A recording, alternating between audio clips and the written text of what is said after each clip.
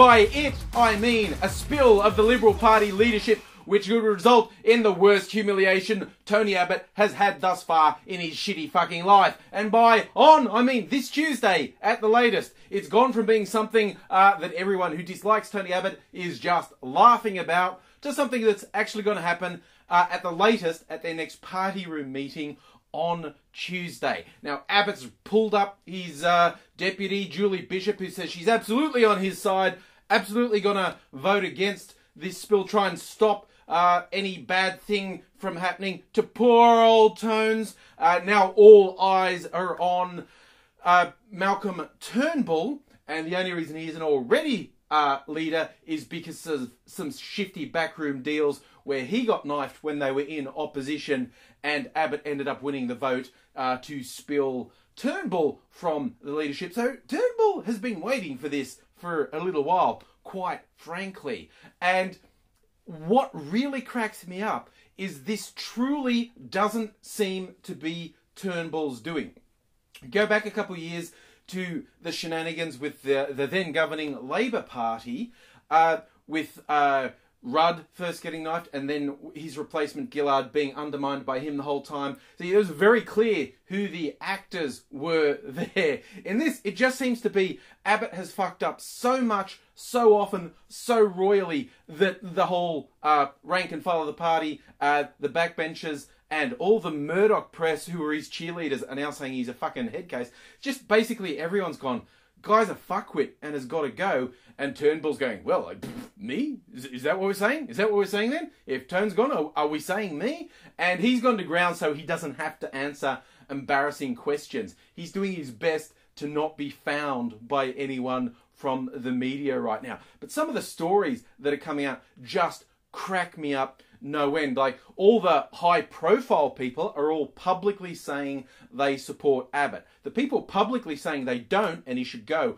are all the backbenchers, the little guys, but they've got one vote each. And it's coming up, last I heard, Abbott was saying it probably would be a secret ballot. People don't have to publicly go, I hate you, Tony. It's a secret ballot. I think maybe Abbott thinks in his mind, well, I can keep it a secret, and when they all show up, I say, already had it, you weren't there, because it was a secret, and so you missed your chance, and I'm still leader. He is going on and on about, no, don't, guys.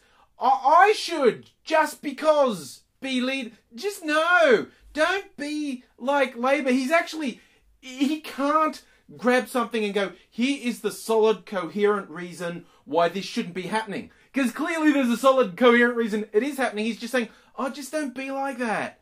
Don't. Guys, don't talk to it. And one of the things I got a real laugh about, one of the seniors, Erica Betts, is going to the meeting. Oh, my office has been flooded with emails saying, don't do it. Don't replace Abbott as leader. I believe that's true. He's just glossing over the fact that those emails are coming from Labour Party supporters because, honestly, while it would be really fun to see Abbott humiliated like this, and it's fun, and I'm not going to stop smiling about it for a while, in purely political terms, the opposition's best bet is that Abbott stays in the top job because he just appears completely incapable of not being a fuckwit and not doing crazy, stupid things.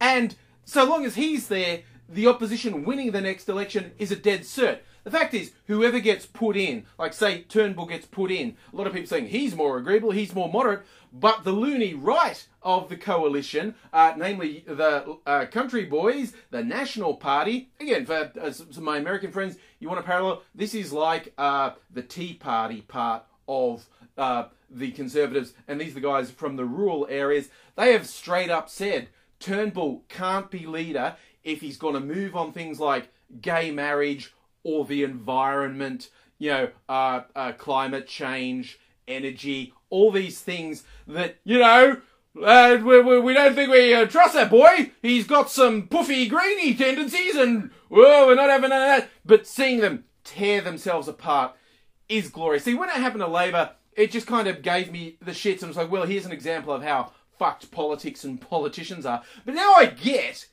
why the Conservatives relished it. Because seeing it happen to someone you don't like, fucking awesome.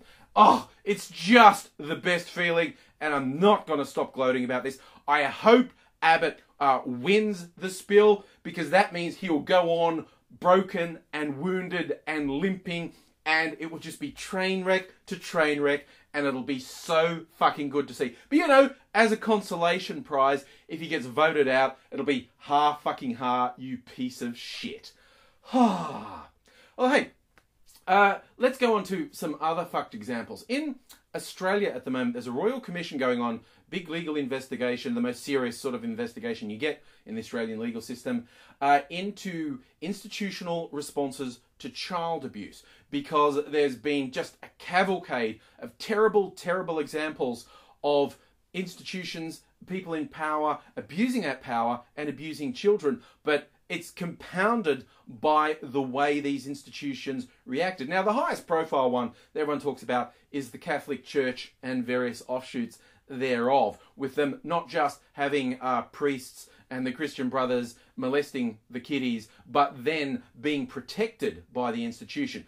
Not reported to the police and hushed up, people told to shut up about it, and the actual perpetrators being protected while the victims were vilified. It isn't just the Catholic Church, and there were some disturbing revelations this week. A rabbi in Bondi, in Sydney, is testifying, and you know, when you see a headline where it's going, "Rabbi didn't know an adult touching a child's genitals were illegal," you start to see the problem, okay? Because this is one of those things like, okay, this is the I don't recall defense, except you can't say you don't recall. So you're actually saying, this guy, a parent came to him and saying, this other worker in the centre has sexually abused my children. The rabbi's going, well, maybe it wasn't that bad. I mean, really, was it? And I don't know what's a crime and what isn't. What are you expecting me to do? And under cross-examination, he's saying, oh, look, I thought maybe they were just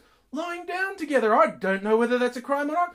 And when someone said to him, how about an adult touching a child's genitals? How about that being a crime? And he's going, I don't know whether or not that's a crime. You see the problem here. This is either someone who is fucking lying through their teeth about what happened and how they acted, or someone who is so disgustingly, awfully unfit to be in a position of authority. This guy actually went on, when the story started spreading through the community about what was happening, his instruction was, oh, treat the perpetrator like they're a member of your family. What would you want to happen? Don't go to the police. Go to a rabbi. And and this is what he actually said, if a rabbi thinks it's serious, he can warn the perpetrator. Not he will do something, he will warn them. What's he going to warn them? Warn them like, oh, everyone knows you're a kiddie fiddler, you better fucking run. Because in an actual case, where this rabbi was told by the perpetrator, I think I might skip the country, this is a bit evil, the rabbi doesn't see anything wrong with that. And again, this is all you need to know about people who do this, who protect these sorts of people. He said that, oh, left the country? Well, that's the sort of thing any normal person would do if they found out they were being reported. Normal child molest. That's what you're saying. You're actually defending a normal person who's molesting children, who's sexually abusing children. He's the person you want to defend. Not the children, not their family. It's the actual perpetrator. See, this goes through all levels. You see this in all different religious denominations. There are scary, scary stories about political groups, like the leaders of countries being involved and being protected for this shit. God, the latest one was Prince Andrew in England. Rumours that he's involved in sex abuse rings. You know, it's this institutional protection that's the problem. That's why when some people go, oh, why do you say stuff about rape culture? I'm not a rapist. I don't think it's serious. You know who hears when you say that? Okay, even if I take it on face value, these people who feel obsessed with jumping up, oh, don't say men raping is a bad thing, that makes me feel bad. Even if I take it at face value and go, oh, okay, maybe he's telling the truth, that he's never sexually abused or assaulted or raped anyone. Maybe that's true. But you know who hears it? The fucking rapists. When you sit there going, oh, there's no rape culture. Oh, there's no need to investigate these institutions. The rapists, the child abusers, they hear you saying nothing's wrong. They hear you saying this isn't real. And they go, yeah, you get me. You get me. You're on my side. You're on my side. You're wanting to protect me. It's all okay. That is why just turning a blind eye to this shit is not okay. Now, in a normal week, this last story wouldn't necessarily be lighter, but it's a bit lighter than that. And I've got to think, I got sent this link by Cliffjumper23, if that is your real name, Cliffjumper. Cliffjumper, is that your real? I don't know. But there's a story in Missouri where a family thought the little 6-year-old kiddie was a bit too friendly to strangers, didn't get the whole stranger danger thing. So they were going to teach him a lesson. Me, personally, I have raised kids, and you know, educate kids by talking to them and being honest. These people in Missouri took a different tack. They abducted the kid. They got someone, a co-worker, someone the kid didn't know, to lure him into a van and then tie him up and tell him he was going to be murdered horribly, going to nail you to the wall of a shed, and blindfold him and take him down into the cellar of his own house so he didn't know where he was. And then he's got an aunt coming down, pulling his pants down, saying, you could be sold into sexual slavery. And then they take the kid upstairs, and his whole family's there. He knows it's his own house now. He hasn't actually been abducted. He's not going to be murdered. Maybe. I don't trust this fucking family for a start. And they tell him the error of their ways. Turns out, Kitty then tells people at the school, and you'll be shocked to hear, authorities did not take this lightly, and the people involved are facing a whole range of charges, child endangerment, abduction, and whatnot. We were just teaching the kid. Look, once a kid's got post-traumatic stress disorder, nothing else goes wrong after that. I can just imagine the fucking school, what was it, show and tell day? Hey, little Johnny Trauma Face, how was your weekend? What happened on your weekend? Well, what, and just imagine the teacher going, sorry, they said what to you? They did what to you? And this is just crazy. People just think, no, I think actually severely traumatizing the child so he'll have nightmares for the rest of his life, I think that's the right thing to do.